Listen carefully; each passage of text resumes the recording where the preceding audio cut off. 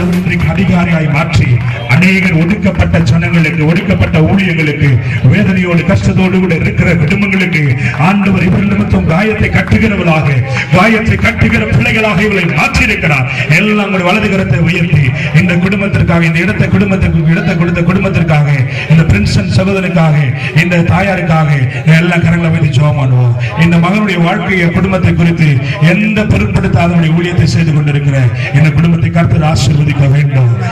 வேதம் சொல்லுகிறது, உன்னை ஆசீர்வதிக்கிறவனை நான் ஆசீர்வதிப்பேன் சொல்லியிருக்கிறது. எல்லா கை வைத்து ஆசீர்வதிங்க.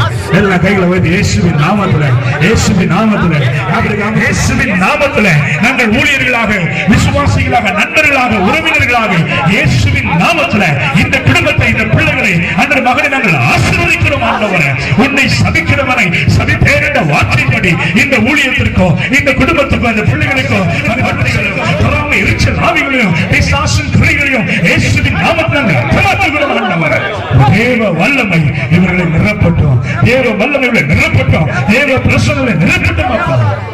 தேவ கரம் இவர்கள் மேல் தங்கி இருக்கிறதுக்காக ஸ்தோத்திரம்.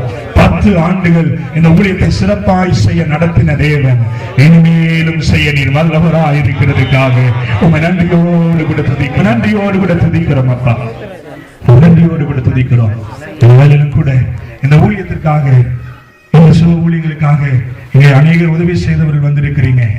வெளிநாடுகள்ல, அமெரிக்கால, ஆஸ்திரேலியால அநேகருடைய சகோதரிகள், உறவினர்கள் இருக்கிறாங்க. அவர்களுக்காக நாம் ஜெபிக்க போறோம். எல்லா கைகளை உயர்த்தி இந்த உதவி செய்த உங்களுடைய கரத்தை ஆண்டவர் பலப்படுத்த போகிறார். உங்க கரத்தை ஆண்டவர் பலப்படுத்த போகிறார். நீங்க ஒருவேளை நான் கொடுத்திருக்கிறேன், ஆண்டவரை ஆசீர்வதிக்க நினைக்காதீங்க. ஆண்டவரை ஆசீர்வதிச்சு அதனால கொடுத்திருக்கேன் நினைங்க. ஆண்டவனை ஆசீர்வதிச்சிருக்கிறார். நீங்க ஆண்டவருக்காய் கொடுத்திருக்கிறீங்க. வேதம் சொல்லுகிறது, 30, 60, 100மாக அது பலன் கொடுக்கிறதாய் மாறுமா. கொடுத்த பிள்ளைகளுக்காக நம்ம சொல்லுவோம். எல்லா கரங்களை உயர்த்தி இயேசுவின் நாமத்துல, இயேசுவின் நாமத்துல கொடுத்த பிள்ளைகளுக்காக, வெளிநாடுகள் எல்லாம் இருக்கிற பிள்ளைகளுக்காக நாங்கள் ஜெபிக்கிறோம். நம்முடைய ஆண்டவர் சமீபத்துக்கு மாத்திரம் தேவன் அல்ல, அவர் தூரத்துக்கும் தேவனாய் இருக்கிறார்.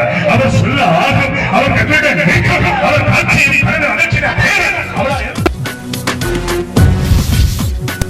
இந்த கூட்டத்தை ஆயத்தப்படுத்தி சகல காரியங்களையும் உடைய பிள்ளைகள் செவையாய் செய்யும்படியாக நீர் எங்களுக்கு செய்த எல்லா உபகாரங்களுக்காக நாங்கள் எல்லோரும் சேர்ந்து நன்றியுள்ள இதயத்தோடு இளையத்து நாளத்திலிருந்து உண்மை துதிக்கிறோம். ராஜா, உண்மை ஸ்தோத்தரிக்கிறோம், ஸ்தோத்தரிக்கிறோம், ஸ்தோத்தரிக்கிறோம்.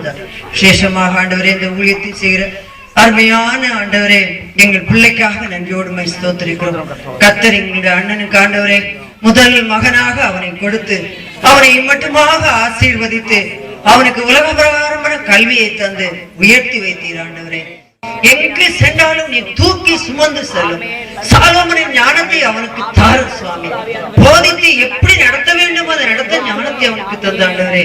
தேவனுடைய நாமத்தை மகிமைப்படுத்த வேண்டும் என்று ஜெபிக்கிறோம். பிள்ளைகளோடு கூட இருப்பதாக. ஆமென், ஆமென். அல்லேலூயா, அல்லேலூயா, அல்லேலூயா. பக்கத்துல கைப்பிடிச்சு இயேசு உங்களை அதிகமா நேசிக்கிறான்னு சொல்லுங்க. அவங்க கொஞ்சம் பார்த்து கைப்பிடிச்சு சொல்லுங்க, இயேசு உங்களை நேசிக்கிறாருன்னு சொல்லுங்க.